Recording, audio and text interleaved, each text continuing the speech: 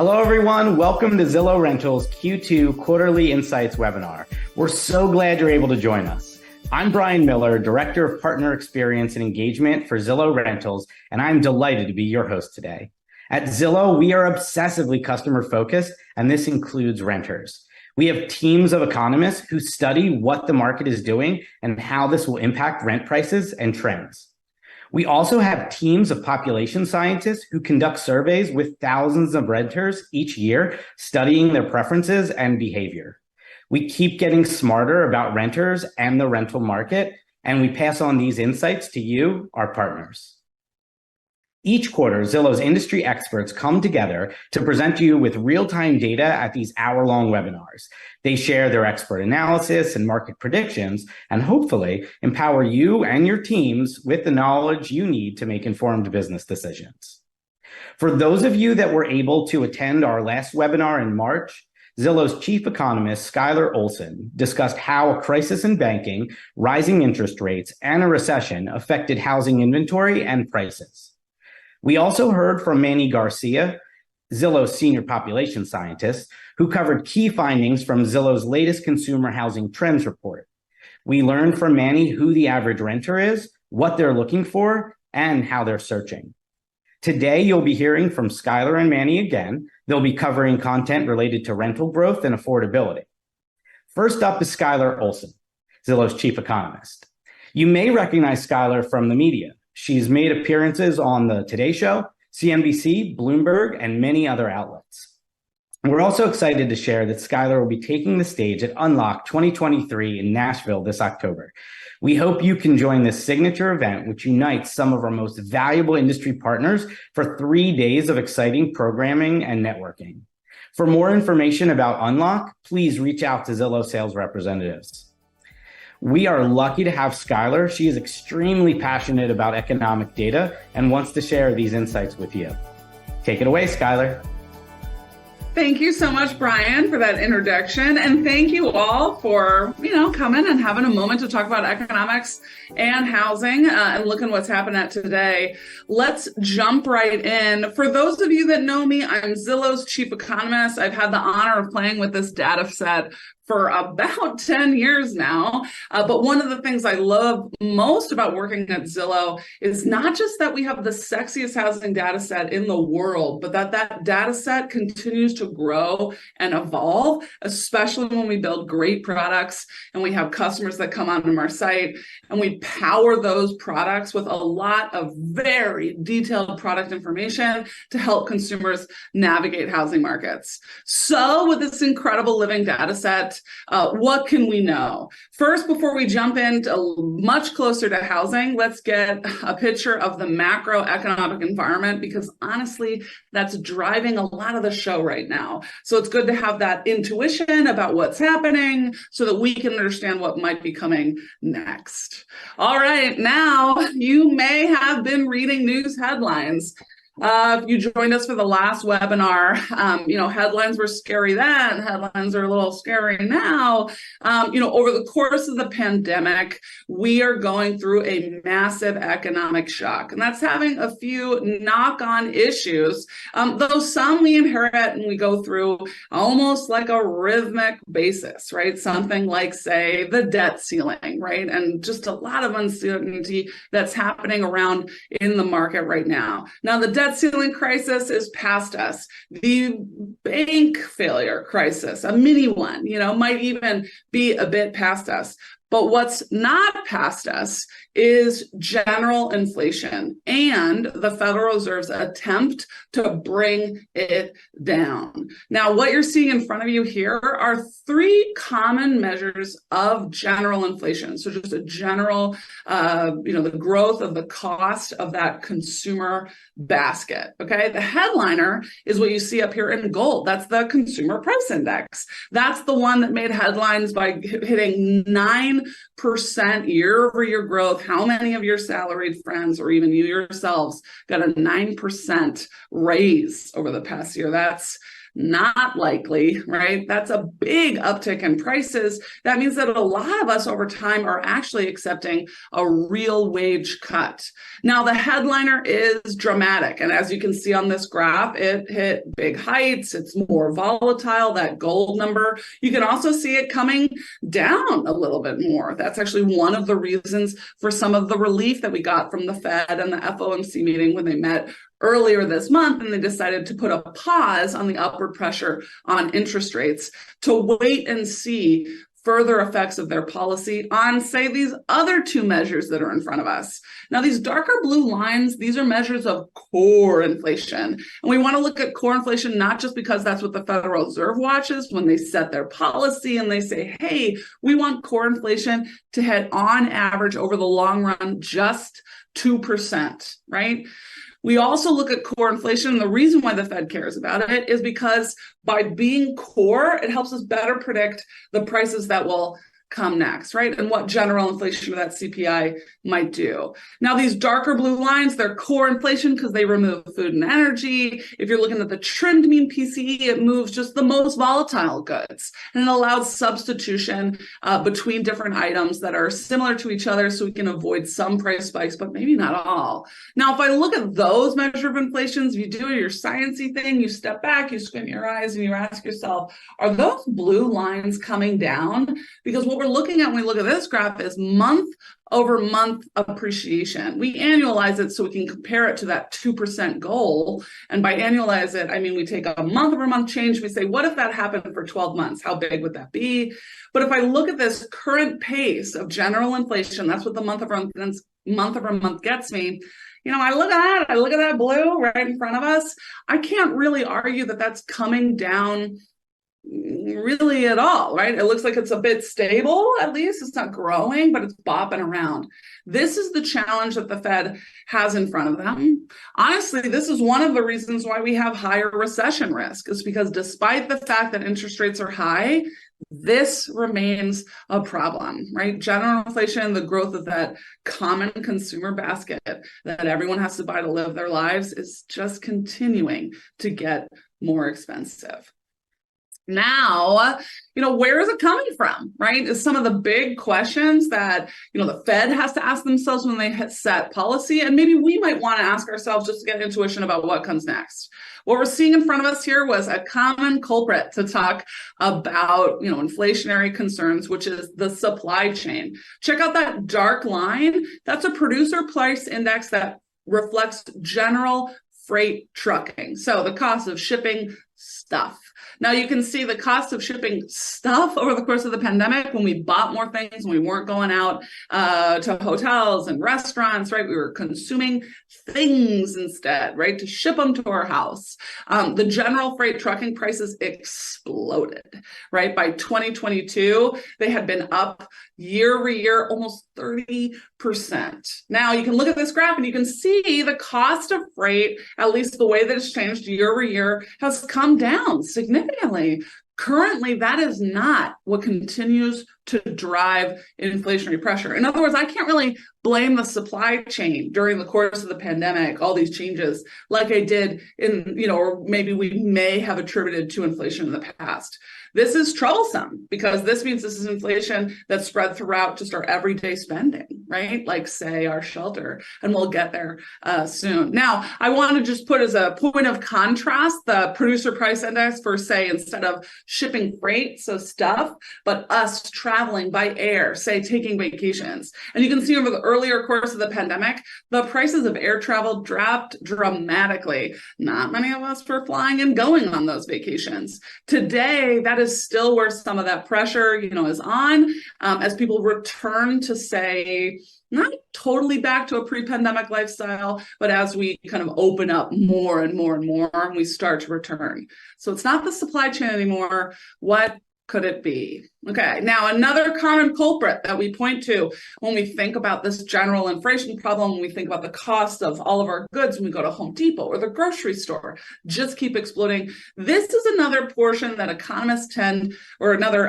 facet that economists start to point to, right? Which is labor market pressure. And that's been real. So over the course of the last 2 years, the economy has operated with almost It's twice as many jobs available and open, employers asking for those jobs to be filled, twice as many jobs as those able and willing to fill them. So here we see those job openings in blue, and we see that dark blue line in the number of unemployed. Now, the labor gap is the distance between those two things, and you can see that very last data point actually for job openings swung up in a surprising way. That surprise in those job numbers was one of the reasons that contributed to another big upswing in interest rates almost across the board, but in housing, we think often about mortgage rates in particular, right? It's the surprise that happened in this labor gap as we were hoping to close this, as the Fed is hoping to close this, to take the reinforcing cycle off of general prices from, say, wages having to be bid up to get people to come back into some of these jobs. The attempt to pull down job openings in order to take the pressure off of prices is apparently a hard one, right? We've got to fight the economy. It just keeps chugging on forward. Job openings, in fact, lifted. So that is possibly, I wouldn't say a culprit per se, but certainly related to the general inflation problem that we're under, which is related to the upward pressure on interest rates that the Fed is putting us through, which is related to our understanding of recession risk. Now, I have a vendetta against the unemployment rate. It may be at 3.4 record historical lows, but unemployment rates do not capture what we're looking at in front of us here. Here we're looking at labor force participation rate, broken out by men and women, just to be a little bit controversial. Now, you can see in the labor force participation rate that at the beginning of the pandemic, a lot of us just did not work. We stepped back from the labor force. That took a big hit, but you can see we recovered fairly quickly. Now, in the first half of the pandemic, we had a narrative that one of the things that was impacting labor force participation rate was women staying home, taking care of kids, taking care of elderly parents, more likely or maybe more often than, say, the men in the households. Now, if I look at this right side of this graph, this shows me the change in the labor force participation rate since pre-pandemic. Notice that it moves them both together. So we're comparing to the same point in time where they match up right before the pandemic, as opposed to on the left, where you'd have to acknowledge that women's labor force participation rate is so much lower. But here we're trying to do the comparison from pre-pandemic and say, are we back to that point, at least that point? Now, what you can see is that narrative about women staying home, taking care of kids, that held water. The first part of the pandemic, women were impacted more in terms of the labor force participation rate. But you can see that went away actually halfway through. And now women's labor force participation rate is almost back to those pre-pandemic levels, but men is still far below. Now, back to pre-pandemic does not mean back to where it should or could have been if the pandemic didn't happen. And that's the other side of job openings. When the Fed puts upward pressure on interest rates, and that's not just mortgage rates, those are interest rates to build small businesses, to build up capital and grow your business. Many people are having a much harder time getting access to those funds over the course of the pandemic, right? Or as, interest rates come back up. Now, when the Fed puts upward pressure that can bring job openings down, it's hard to know how it can return a lot of the people that have stepped back from the labor force back in. And that could help take pressure off of wages as well. Another solve or another culprit, say, to the general inflation challenge. All right. Now, last but not least, certainly not for anyone who's thinking about or caring about housing, is the shelter component of general inflation. Shelter is a big deal. It takes up a third of the consumer's basket. So this is absolutely something that the Federal Reserve is watching when they set interest rate policy. And remember, the harder the Fed has to be lifting interest rates in order to bring down the pressure on the economy, the more likely we are to slip into a recession. Though we just looked at job openings and that seems rather unlikely. Our economy appears pretty strong to be able to chug on. So what is happening to that shelter component of general inflation? That's what we can see here on these blue lines. These are either the owner's equivalent rent or looking at the rent of residences. When we look at these darker blue numbers, what we're capturing is the release market. Notice too that it moves kind of slowly.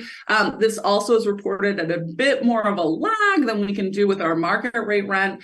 But let's think about this. We can see at the tail end here that the shelter component of general inflation, the month-over-month appreciation, so rather the current pace, is getting a little better. But if I look at these lines, something that you might notice is that I've not really reached the pre-pandemic pace. The release market and the pressure on those release rents across the full rental stock still remains very strong, right? That rent continues to grow across that release market. It is higher still than pre-pandemic. It's not really even kind of halfway back to that pre-pandemic pace, though it's making its way. Now, how might I be able to gain confidence that the shelter component of general inflation is coming down? And that would make me more confident about the Fed easing pressure off of interest rates and more confident that we won't go into a recession. So how might I be able to predict the shelter component? Thankfully, Zillow makes the Zillow Observed Rent Index with the wonderful listings that we get from rental property managers and rental marketers. And what we're able to do is we're pairing a list price with a previous list price on the same unit. You stitch all these changing list prices, and we can create an index that captures market rate asking rent. Now, because we sign our leases on an annual cadence, market rate asking rent should lead the shelter component of CPI by about 12 months. And that seems to be bearing fruit as well. As we can see, we hit in terms of asking rent, in terms of market rate rent, right? Not those releases. We hit an even higher fever pitch on that pressure on the rent. Yes, the first year was very soft, falling rents, but annualized appreciation wise, if I took a month over month and I took that same month over month and I said, what would that annual year over year be if it happened all year long? We reached close to a third of rent growth. That's the kind of pace we hit. Now, once that broke, 12 months later, we saw the pressure on the release market also flatline. That's a great sign. That means this probably is a good leading indicator of that release market. So now when I look at it today, you'll notice that I have the current, well, actually, this is 1 month before the current. This is, this is our May number. So I've got the annualized month over month number currently. You see that labeled for Zori in gold. That's 8%. I've labeled every past May in the past. Now, something that you should notice is that the general inflation numbers, the shelter components of the release market, not back down to pre-pandemic, but my leading indicator is. And it's a little bit softer than pre-pandemic, which is a good sign for that general inflation number that it will continue to come down. Now, we're a bit softer than pre-pandemic. We had been much softer than pre-pandemic only a few months ago. So some heat is returning to that rental market, actually in recognition, I think, of the massive demand and the large generational demand actually from the millennials that we see in the market right now. But a little bit more on that as we jump in. Now, when we think about the problem, right, like what is the challenge that's in front of us in terms of, an individual, right? So a household, right? I'm in a situation where inflation is a challenge. And because inflation is a challenge, the Fed has put serious upward pressure on mortgage rates. We actually went from an environment where the Fed was very supportive, kept mortgage rates low, to an environment where the Fed intentionally is increasing an upward pressure on interest rates in order to cool our economy. So what are we looking at in front of us? I create a picture of affordability to talk about that monthly burden of my housing cost. Now, what you see in gold here is the burden that I would have if I took the typical US home value. I had 10% down. What would that mortgage payment be at prevailing interest rates? And I'm going to put it in terms of a share of the median household income. And something that you'll notice is that when the Fed had to put upward pressure on interest rates in order to cool down an overheating and inflationary economy, mortgage rates increased dramatically from around 3% to 5, 6, and then even up to 7, and then currently bounces around just under 7%, around 6.5%. Now, what you'll notice is that at a 10% down, a new mortgage plus property taxes and insurance, actually, I throw that in there as well, will take almost 38% of median household income. For the rental market, what's important, or that headwind that you experience from a large population being blocked from going into the for sale market, is that rents, even that asking rent, you'll notice when mortgage rates popped up so dramatically, that change was so significant that it actually passed over our rent affordability number. So this is very similar. It's a new renter burden, pairing that median or typical asking rent with a median household income. Rent does still take 3% more out of the median household income over the course of the pandemic than it did before. That is something that renters absolutely feel. But what renters, certainly of a certain age, say they're entering their 30s, they're hoping to be homeowners, what they will absolutely also feel is those mortgage rates popping up, making it so that it's not necessarily clear to that household that getting a mortgage even would be more affordable on a monthly basis. Now, experts do think that we're more on the other side of this experience of trying to bring inflation down and the Fed putting upward pressure on rates, that mortgage rates should still fall. But the way that you might want to think about it in terms of this graph, seeing it forward, that gold guy will come closer to the blue, but I don't think it drops back below again, right? So when we have customers in front of us, they are more than ever really grappling with the question of what to do, right? It's not necessarily clear for them. And this is a situation that people are in almost all across the country, right? Certainly for those age groups from, say, 25 to 45 that may be more likely to even consider the gold as their option moving forward.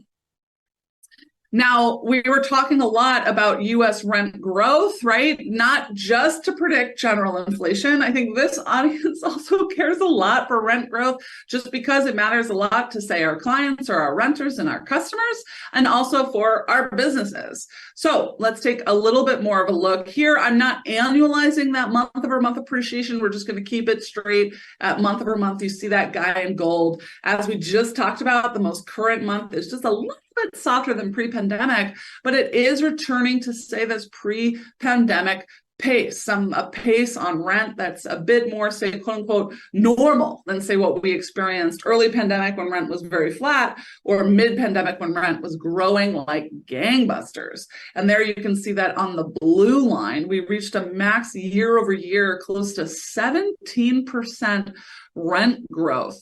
That's pretty significant. That's a majority of that big chunk of 3% of median household income in terms of what a typical household might expect to pay on market rate asking rent. If I was to give a forecast for you for what happens next, I think we're kind of going to persist for some few months ahead, functioning at, say, close to or a little bit lower than pre-pandemic growth. And that's despite a lot of the homes that we see under construction in the multifamily space, because demand for homes and the barriers to the for sale side, which we just saw, are so great.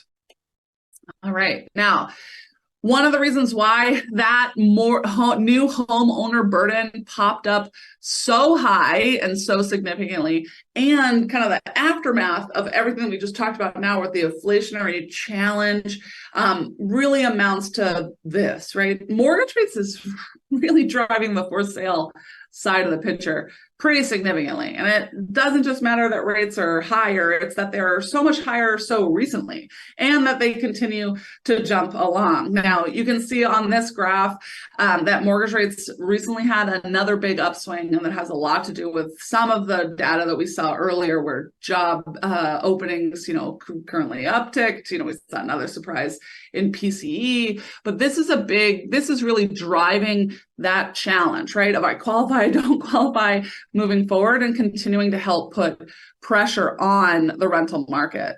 Now, I want to show you this graph, to talk about home value appreciation, because really it's not just the interest rate that ends up being the headwind on for sale that could benefit, say, the rental market. And by benefit, I just mean, vacancy rates low, rent growth consistent, from more the renter side or the owner side of the picture, right? So rent is a little bit lower than pre-pandemic. Here we're looking at the typical home value on the for sale side across the US. And what you might notice on that month-over-month number is actually that the month-over-month is now at or higher than pre-pandemic home value pressure. We actually recently upgraded our forecast even as well to say that home values over the course of 2023 could grow as much as 5% year over year. That's an increase from 2.4% only 2 months ago that we forecasted. And that has everything to do with this picture. Okay. So not only is the for sale side, home values are continuing to grow. That makes it harder. What we're talking about when we say that is pressure and competition returning to for sale, people being outbid again by each other as they compete. And they're competing after fewer new listings. So here in that light blue hill behind is the normal number of new listings that I expect would drop into the for sale market each month.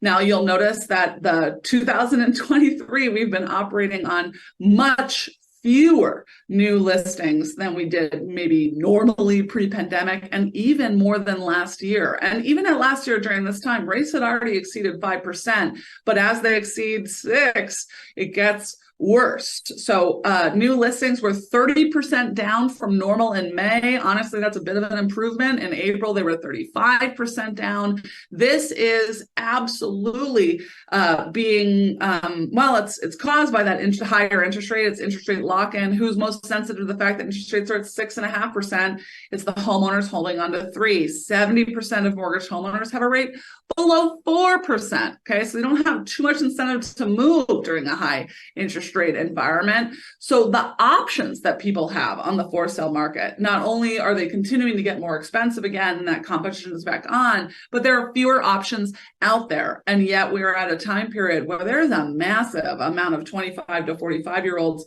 thinking about what to do with their next step in their housing journey. So it's not just that rates are higher, it's that rates are higher have a lot of knock-on effects, including the fact that we have just so much less inventory in the market. Now, less inventory from existing homeowners has encouraged single-family home builders to get on out there. We saw a big boom in single-family home construction over the course of the pandemic. Really big boom, but not relative to, say, the housing bubble and bust. And you can see this on the graph here back in the 2000s. The single-family building boom that we saw during the pandemic is still nothing compared to what we saw during the course of the bubble. So we're not necessarily worried by any means in terms of single family building construction. Now on the multifamily side, if I compare the current rate of newly authorized units, say, to historical levels, we're way up still, right? Now we did take a bit of a hit in the most recent numbers in terms of the number of multifamily units currently being permitted. I think that does have to do with the fact that rental markets are softer than, say, they were last year, a bit softer than pre-pandemic. I think, though, that we could still continue to see persistence in these permits and recognition of the massive demand that's out there. One of the ways to actually think about this is how many jobs, say, get created in the U.S. relative to every permit, single family, multifamily, others, everything. We still create maybe 4 jobs for one permit that we're able to initiate into the market. So on net, despite the fact that we have a lot of multifamily homes under construction and continuing to be permitted, the needs for housing across the U.S. are just so great. Now, you can also tell kind of at the end of that single family line that we've hit that bottom. Single family permits have continued to come up. And remember, we talked just seconds ago about how home price pressure is actually now currently returned and faster than pre-pandemic because of those low inventory from existing homeowners. So building in this space, single family market is even more important, I think, in recognition of how expensive, though, getting into homeownership is and how high those mortgage rates are. More of that single family construction should also be in the build to rent space. That's going to be a larger and larger need as the barrier to actually entering homeownership does not come down until mortgage rates break. And we expect that to be really much further into the future as we watch that challenge. Now let's go a little bit further down the funnel. We just saw permits. Let's look here at units started and units under construction. I think this is where, the multifamily market, I was going to say really shines. And I think shines is a good word, like a lot of activity and really building and just all this, just such an increase in units under construction. But I think shines too, just in terms of the sheer record of it all. So here, the number of units under construction in the multifamily space is much higher than it has been since I think you have to go back to the 70s to see the kinds of volumes and the kind of construction that's happening out there.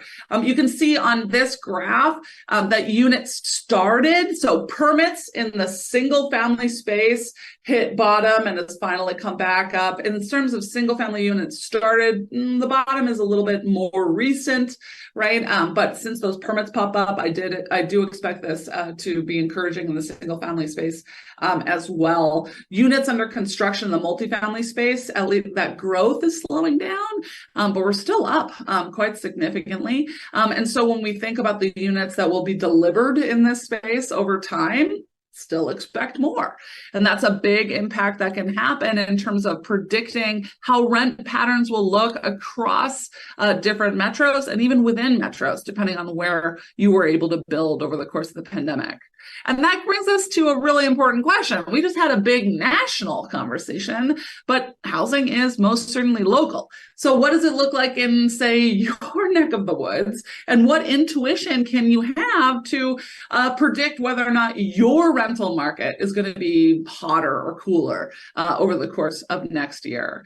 Now, our Zillow observed rent index does go down to the metro level. In fact, we can take it all the way down to zip codes, and we'll see that in a second. Here we're looking at that month over month, so current market pressure across metropolitan areas in the US. Now, I can see two general reasons or regions that I can talk about on this graph and make some generalizations about rent growth. And those two regions are, say, that western quarter, so say looking at the West Coast, so California, Seattle, Spokane, and even, into Las Vegas and Phoenix. Rent pressure is consistent. The Midwest as well offers an affordability that's very appealing, and the Midwest is still receiving a large share of searches from outside the metropolitan area, so they're accepting a lot of people in. You can see there are places on the flip side where rents are much softer. This is, say, in the Portland metropolitan area. Portland in general is struggling a lot over the course of the pandemic, and then, say, areas like Florida, where this might be a bit more of, say, a market clapback or a price correction moment. We had a lot of people move to Florida. There was a lot of rent pressure, especially on that West Coast Florida markets. They're just experiencing softness, I think, at this moment, a bit in the aftermath of already receiving so much, really just being unable to keep putting upward pressure on rents for, say, that affordability challenge. Okay, now, it's a great way to think about the affordability challenge. So here we're looking at the rent growth since pre-pandemic, which, as we saw earlier, was an extraordinary uptick on the national level. Now here we're looking at different metropolitan areas. So I'm going to toggle back and forth real quick because I made a point that areas that experience a lot of affordability pressure, so they experience big rent booms over the course of the pandemic, have a bit of a market clapback or price correction now. So check out that east coast of Florida that we just talked about. That seems to be a bit like really driving that picture out. It's insane that rent grew 60% over the course of the pandemic on that western coast of Florida. So if I go back to the month-over-month, see how the western coast is softer. Makes sense, right? A bit of a market clapback or an adjustment, right, to that serious pressure before, much softer pressure now. But notice I'm going to do this again. We're going to go back and forth. So I'm going to go back to the growth in rent since pre-pandemic. Check out Spokane, Washington, right up here. This is another big place where rent really boomed. People from Seattle moved out to Spokane. But when I pop back over to the left, I see continued pressure on that market. Month-over-month rent growth continues to be big. So when I think about my local area, it's a confluence of things, okay? It's not just, say, market clapback. That's one of the things. It's not just areas that have to adjust to the fact that they got so expensive and maybe now rent growth is moving much more slowly. There are some areas that will continue to draw in populations, right, from outside. And that continues to put pressure on rental markets. Now, rent growth might be good for our return, but it is often bad for our renters and their ability to afford their lives, right, and maintain financial stability. So I had a big growth in rent over the course of the pandemic.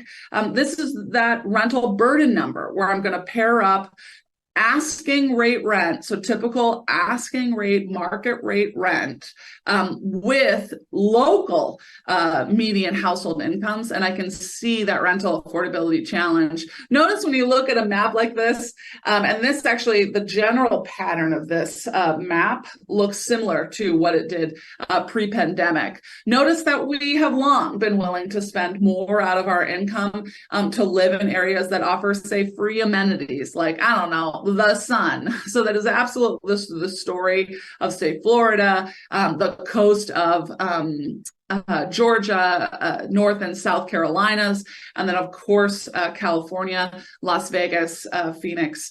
These are areas that have become very expensive rental markets. So people have continued to move down to these areas, both for, say, retirement reasons, but just generally lifehood. Now, see, remember, we made the argument that the Midwest is still experiencing a lot of pressure on rent prices just because they remain affordable. This graph helps me see that picture, right? Where I can see the Midwest and down even into the central markets maintain their affordability. Now, that might be a reason to move from, say, Los Angeles to Nashville, right? Or Los Angeles to Austin might still be an affordable jump to make, but this is something to keep in mind and might even be an explanation for why rent is growing slower now than pre-pandemic. Has a lot to do with the fact that when things get unaffordable, renters also have an incentive to stay for longer, stick out their landlord to have a smaller rent jump, right, by re-signing that lease instead of re-entering the market to grab market rate asking rent. Now, as things become unaffordable, that can absolutely slow down rental markets. But I want to show you this picture. I just went back in time. So this is the same metric. This is the share that you expect to spend on asking rate rent out of median household income in these metros. This is the current number. I'm going to toggle back. Ready? We're going to see it just pre-pandemic. What I want to point out during this graph is that because of a lot of the flows that we saw over the course of the pandemic, a lot of it from north to south, a lot of the affordability benefits that might have driven some of those moves are gone. So just for this graph, for this exercise, here I'm in February 2022. Check out Miami, right? That used to be a bit more affordable than the New York metro. Let me go to the now of it all, and boom, you'll notice that the Miami metro is now much more affordable than the New York metro, much more affordable than California metros. A lot of migration went down into Florida. I do often joke that the world would make a lot more sense if it wasn't for Florida, because if I go back to those month-over-month numbers, I can see that Miami is still seeing that rent growth akin to some of the other areas. So even though, that affordability pressure is gone, demographic dynamics of retirement are very strong, and we have massive amounts of millennials looking for housing. Okay, now we looked at the cross-metro picture. Let's jump within metros to kind of think about, say, how things are changing with return to work or remote work, or what a lot of economists or housing analysts called the donut effect of the pandemic, where rather than trying to live close to work in the job cores, you would move out to the burbs because you can't, right? You don't have to do that commute anymore.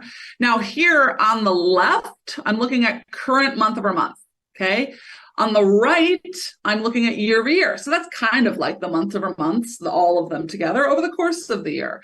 So on the right, this is kind of older trends, right, that existed over the full course of the previous year. And on the left is current trends.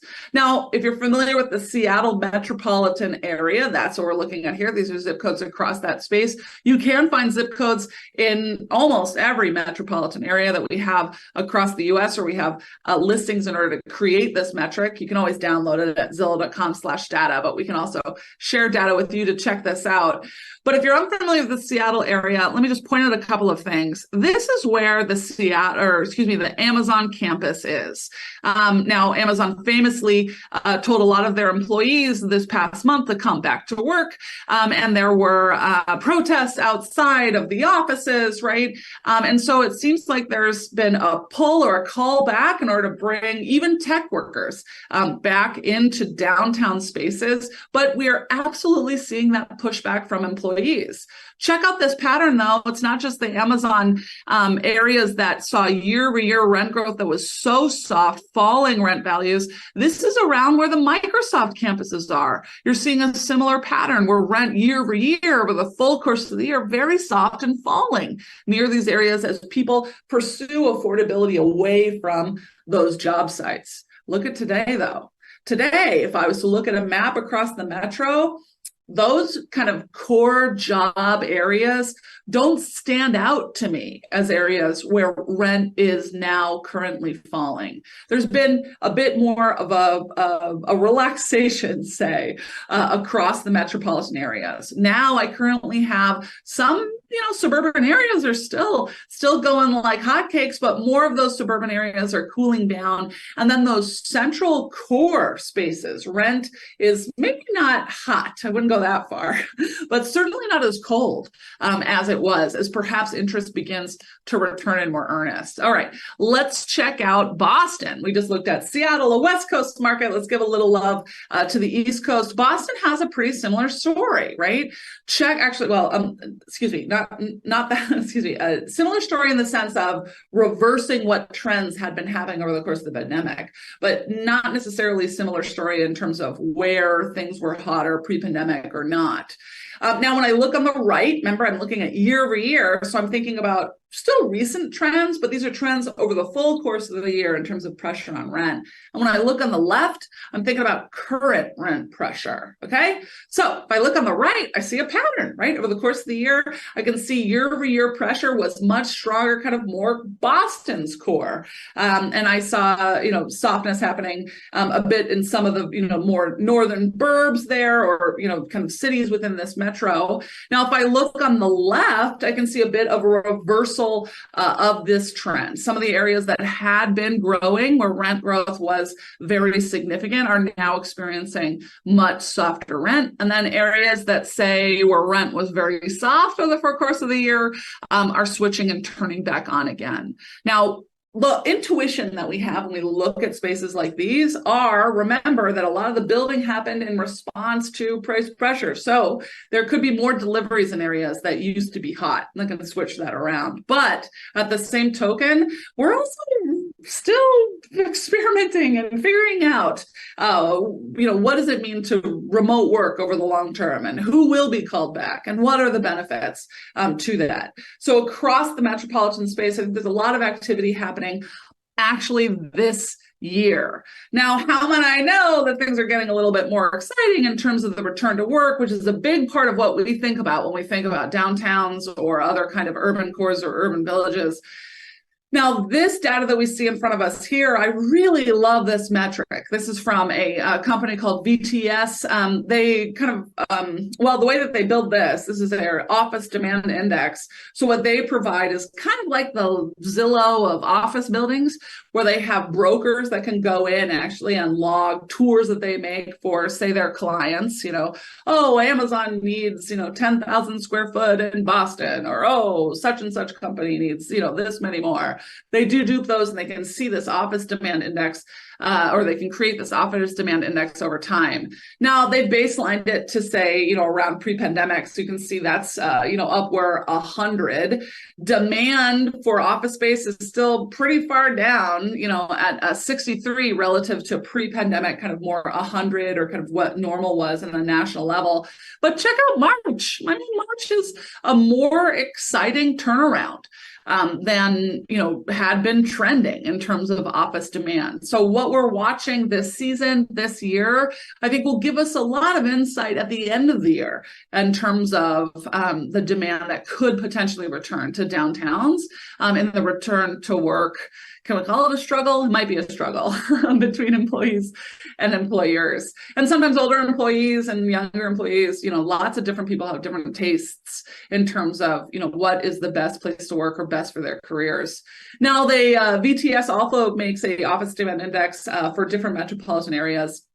And you can see here that the picture is very different. An area like Seattle, where we're pretty tech heavy, a lot of us were able to work from home pretty quickly. I personally am in Seattle, can you tell?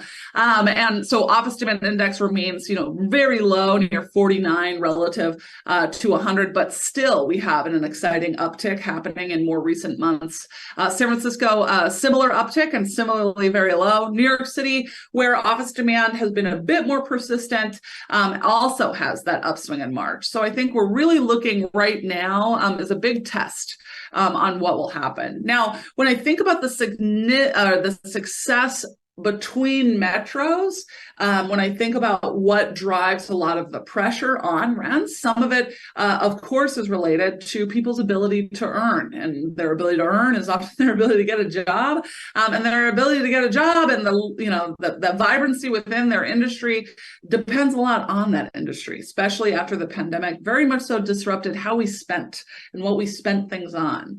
Right here, we're looking at employment since pre-pandemic by industry, and something that you'll notice when we and this is really important for the success of a lot of our downtowns or urban villages, is the employment in accommodation and food service still remains below its pre-pandemic pace, and is slowing down a bit. Now, our transportation and warehousing, so if you are involved in other commercial real estate, you want to think about industrial real estate or those warehouses, still good valuations as that kind of employment continues to grow. Now, we think a lot or have already heard a lot of headlines about tech layoffs, softness, more in the tech industry, and we can see this here in information continuing to decline. There are areas in this country that are metros in this country that have a larger share of their employment in information, say. They might expect early on softness this year, but might recover faster on the other end. Boston, in contrast, one of the reasons why we might have seen a much stronger year-over-year growth closer to the core, big industry in life sciences and medicine, right? So persisted a bit more in those core areas, a bit more healthily. So when we think about what's coming next, when we hear about recession risk, it's not just the general economy, it's also the job loss relative in different kinds of industries that you can be in. And that can absolutely drive rent patterns within a metropolitan area, or even, as we saw in Boston, explain rent patterns across metropolitan areas. Now, one of the reasons why that rent growth in areas, say the West Coast of Florida, was so strong is because these areas receive a lot of interest from outside their boundaries. What we're looking at here is the share of the population who are recent long distance movers. I pull this from the U.S. Census. So they just, in the massive survey, how many of people, and this is relative to the full population. So relative to the full population, how many of them had moved from a non-contiguous state, so rather a long distance move within this past year. And you can see those numbers are pretty massive for that west coast of Florida, very large for the East Coast, the coasts along Georgia, North Carolina, and South Carolina, just really radically booming over the course of the pandemic, is related to just receiving so much inbound. Now, check out areas around Seattle continues to receive inbound despite a bit of softness on that rental side. I'm actually in the Bremerton metro right across from Seattle. We're really receiving. Denver also receives a lot of people from outside their boundaries. These are all signals of continued rent growth, right? If these population flows, and this is a census data, so these are very large numbers, large amounts of people coming in. So you can notice it as well for Austin. These are areas where rent could, and we've already seen is soft, but might have a better opportunity to turn around quickly as these metropolitan areas continue to receive people from outside. And receiving people from outside your state, that can be a big boon to that rental market and continue to put a lot of pressure on it, because there are a lot of people in the U.S., and not just people in general, but people that are really hitting that adulting age of moving out from their parents' homes, and rather before they become that first-time home buyer. At no time, in 2023 would be the year that hit peak amount of 25 to 45-year-olds, but a big majority of those are still even in their late 20s and early 30s, which is a prime age for moving within the rental market. Might be one of the reasons that rent has come lower than pre-pandemic, but not that lower, and we're returning to that pre-pandemic pace after getting softer. It's just the continued aging of this very massive population, unable to access the for sale markets, as we saw at the top of this conversation. Now, these are a lot of people that are navigating housing, that want better for themselves and their families, and they have a lot of questions. Now, at Zillow, we publish a lot of the data of our site, the Economist, and we seek to answer reporters' questions, buyers' questions, renters' questions, to get a lot of the messages out there to help people navigate. We can't do it alone. This is very much so a team sport, from, say, the people that, have the listings and operate the buildings together, U.S. households and U.S. families in a safe and wonderful place to live. It's challenging out there. And, as we saw at the top of the hour, a lot of the headlines can be very scary. But hopefully we've also filled ourselves with some confidence that things will start leveling out, and that there is a lot of demand ready and willing to enter into a new house or a new unit, a new apartment. There's a lot of them. And, that brings us to the end of our show. Thank you so much for listening. If you have any more questions, feel free to check out Zillow.com/research or Zillow.com/data and download the data yourself and let your data freak fly. If you have any other questions, also reach out to your Zillow partner. I am here to help people understand what is happening in housing markets and help it make sense. Thank you so much for attending our webinar, and I'll see you again next time. Thanks, Skylar. Next, you will hear from Manny Garcia, Zillow's senior population scientist. Manny joined Zillow in October 2018 to work on Zillow's flagship Consumer Housing Trends Report. Since that time, Manny has added more than 10 additional surveys to measure consumer sentiment and demographic shifts in the housing and rentals market. Today, Manny will present findings from the 2023 Zillow Housing Aspirations Report, which has been instrumental in advocating for the construction of multifamily housing in residential neighborhoods. You'll learn how renters and homeowners feel about additional home types in their neighborhoods and how they believe it will affect home values, affordability, and neighborhood aesthetics. Manny, the floor is yours. Thanks, Brian. So hi all, my name is Manny Garcia. I'm a senior population scientist at Zillow, and I'll be your guide through this portion of today's webinar, Missing Middle Housing, What Renters Really Want. So at Zillow, we strive to understand the needs and motivations of today's real estate consumers, and in this case, that's renters. In line with this goal, I'm excited to share with you some key findings from our 2023 Zillow Housing Aspirations Report, which we released earlier this year. This year's report provides valuable insights into public opinion across 29 metropolitan areas on housing affordability and policy. And during this presentation, we'll explore how both homeowners and renters residing in these areas feel about multifamily construction in residential neighborhoods. Additionally, we'll explore what impacts they expect, and our findings will help reveal what's to come in the future for the housing market and what this means for you and your business. So first, let's take a look at the current state of the housing market. Following the 2008 housing market crash, many home builders slammed the brakes on home construction, leading to today's consequences of a decade of lost home construction. Rapidly rising rents and home values have led to a crisis-level affordability challenge in many parts of the country. And this has been exacerbated by record low inventory due to a lack of new construction over the past decade. There's been a shortfall of 1.35 million new homes in just 35 of the top metropolitan areas. And as a result, there's a massive wave of demand. Many renters and buyers are struggling to afford housing. However, high demand and rising rents and home values are drawing more developers into the housing market. So for context, most American cities look something like this. Single detached houses on most on the surface area and high rises in the core. And then one example on the bottom of the slide is from Tampa, Florida. What this type of housing leaves out is the middle. Middle housing, like duplexes, triplexes, and small apartments, tend to be the most affordable, but they are missing in many metro areas. Experts say that allowing missing middle homes will create more inventory and more affordable options for renters and buyers in a vastly underserved segment of the market. And in the latest Zillow Housing Aspirations Report, you'll learn that there is a growing public support for these densification measures.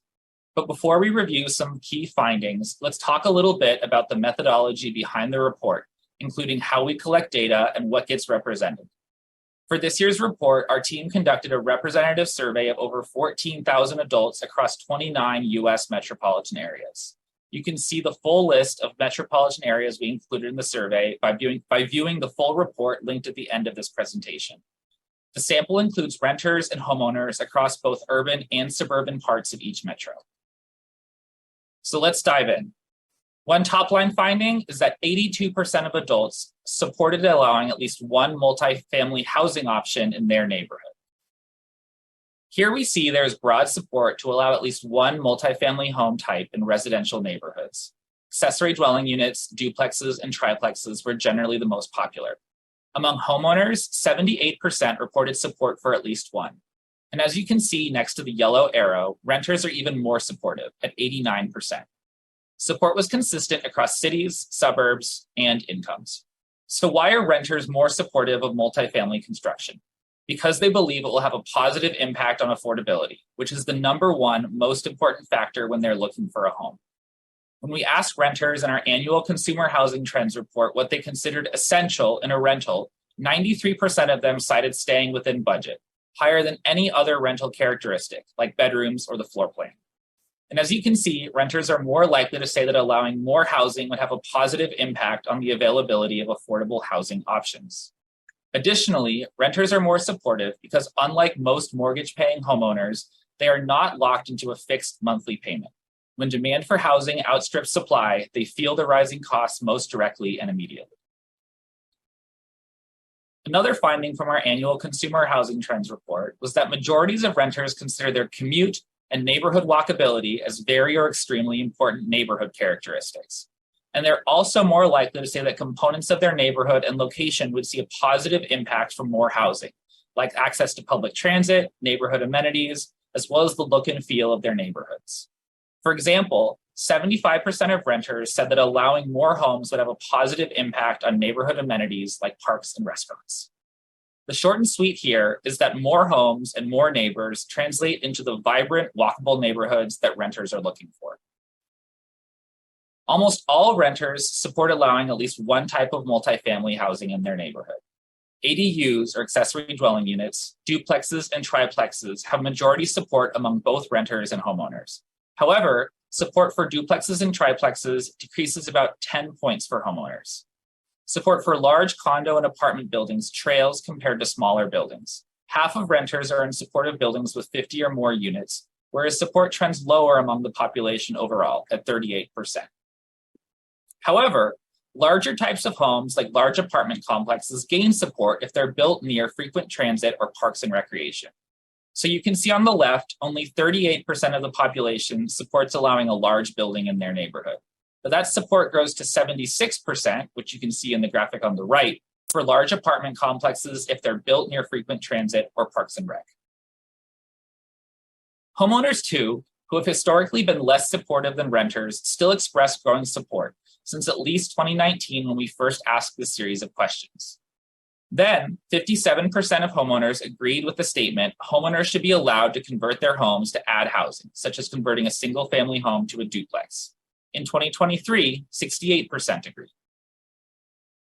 So if there's so much support, why does the housing shortage persist?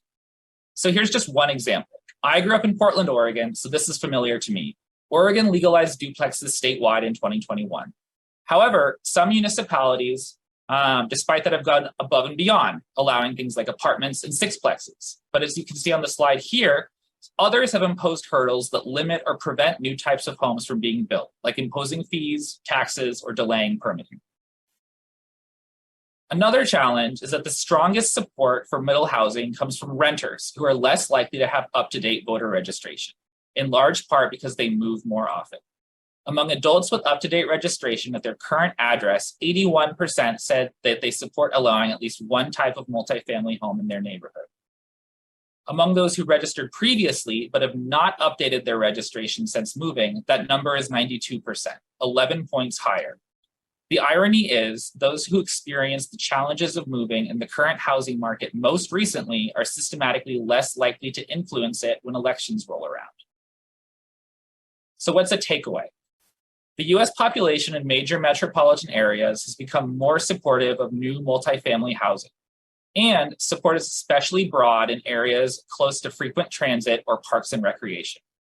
And as support has grown, legislative changes will make it easier for multifamily construction to move forward. These new homes present new opportunities for the rentals industry, more affordable options for renters, and a more vibrant, amenity-rich option of neighborhoods that renters are looking for. Know that with more housing options comes more competition. Don't fall behind on competitive pricing, marketing, and offering a convenient digital experience for your renters. So steps you can take: we know that renters and recent movers are even more likely to support allowing more homes than the population as a whole, but they're less likely to have up-to-date registration. The US is 50 states, 1 district, and over 3,000 counties. Each may have their own unique voter registration process. Make sure to let your tenants know. And beyond letting them know about the process, make it easy for them. Previous Zillow research has found that renters increasingly want a convenient digital process for rental applications, signing leases, and paying rent. But most voter registration isn't that easy. You can help by giving them the form and providing a postage stamp for them to send it in. And stay tuned to your own state and local zoning changes. You may see more homes get built and more amenities pop up in the coming years. So that's it for me on Renter Insights. As I've mentioned, this is a sampling of the data you'll find in this year's Zillow Housing Aspirations Report. If you'd like to read the full report, please scan the QR code in this slide. You can also find more insights from Zillow's population science team at zillow.com/research. Thank you all for watching. Thanks, Manny. That's it for today. We hope you enjoyed hearing from Skylar and Manny and gained a better understanding of the current state of the rentals market. We look forward to seeing you at our next quarterly webinar in September. Remember, each quarter we'll be taking new dives into unique content about the rental market and new renter survey data. And be sure to follow us on social media to stay up to date on the rental market and all things Zillow Rentals. You can scan the QR code or find us on LinkedIn and Facebook by searching Zillow Rentals. Thanks again. We hope to see you soon.